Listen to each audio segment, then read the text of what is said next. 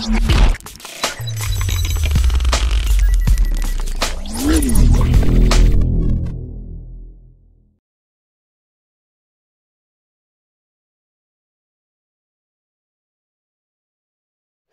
à tous, on se retrouve aujourd'hui pour une nouvelle vidéo tuto. Tuto pour vous expliquer parce que j'ai pas mal de retours.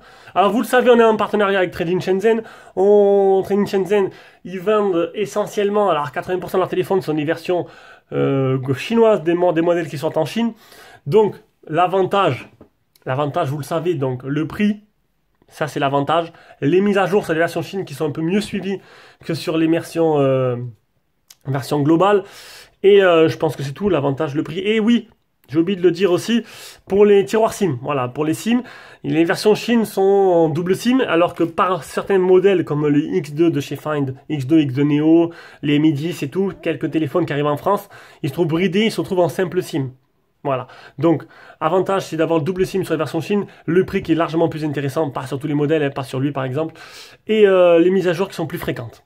Voilà, les inconvénients, c'est qu'il reste un peu de chinois dessus, c'est pas très grave.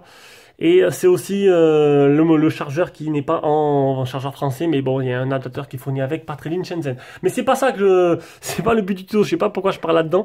Le but du tuto, c'est pour vous expliquer comment faire, parce qu'en fait, il y a une différence entre les ROM chinoises et les ROM globales chez ColorOS. Et comme on m'a posé beaucoup la question, et c'est pareil chez Realme. Donc là, ce tuto-là sera valable pour Realme et ColorOS. J'essaierai de faire un titre qui puisse être accrocheur, vous comprendrez. Donc, les notifications, tout simplement. Alors, il y a deux politiques différentes. C'est que Realme, en version chinoise, et ColorOS en version chinoise, ils bloquent tout. Ils bloquent tout. Et en version globale, ils débloquent tout. Voilà. Donc, en fait, si vous êtes en version globale, il faudra bloquer les applications que vous voulez bloquer. Et en fait, il faudra faire l'inverse. Il faudra débloquer les applications que vous voulez débloquer. Donc, je vais vous montrer tout simplement comment faire, parce que beaucoup sont un peu perdus là-dedans. Donc, voilà. Allez, donc première chose à faire, tu vas dans les paramètres, mon téléphone il est en français, bien sûr, tu vas dans les paramètres, tu vas dans batterie, tu vas dans fichement rapide d'une application, tac, et d'origine il y a tout qui est activé. Donc en gros, c'est le logiciel qui fige l'application une fois que ça fait un certain nombre de temps qu'elle est en arrière-plan en train de charger, de travailler, il la bloque tout simplement.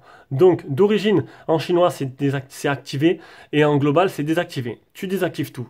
Voilà. Tu mets tout désactivé. Tac. Voilà.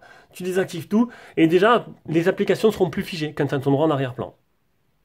Après, deuxième chose à faire, tout simple, tu choisis l'application que tu veux activer. Tu fais D-Labs par exemple, information.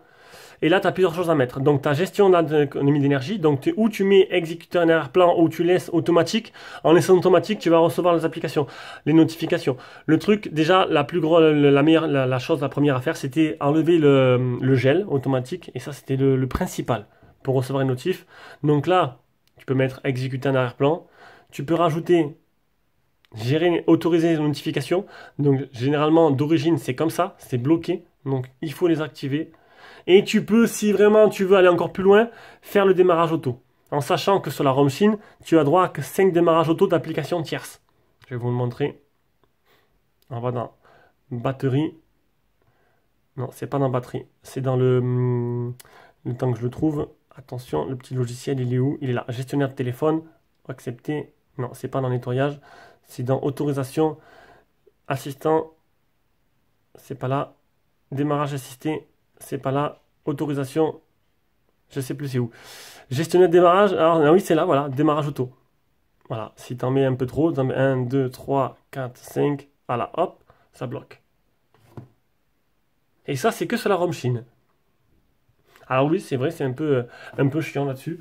C'est pas... Après, bon, moi j'ai sur mon téléphone, j'ai pas mis démarrage auto. Vous pouvez l'activer pour les applications essentielles. En fait, si une fois que vous l'avez démarré dans la journée, il reste en arrière-plan. Ça, c'est pas un problème. Le but, c'est qu'il soit pas bloqué. Donc voilà, vous avez compris. Donc démarrage auto, si vous voulez l'application qu'elle démarre de suite, si vous redémarrez le téléphone, activez nos notifications et mettre qu'il puisse marcher en arrière-plan. Ça, c'est optionnel. Le principal, c'était d'enlever le gel. Voilà, je pense que voilà, j'ai fait le tour. Et après tout ça, vous aurez vos notifications sur ColorOS et Realme 8 en version chinoise. Ciao, ciao.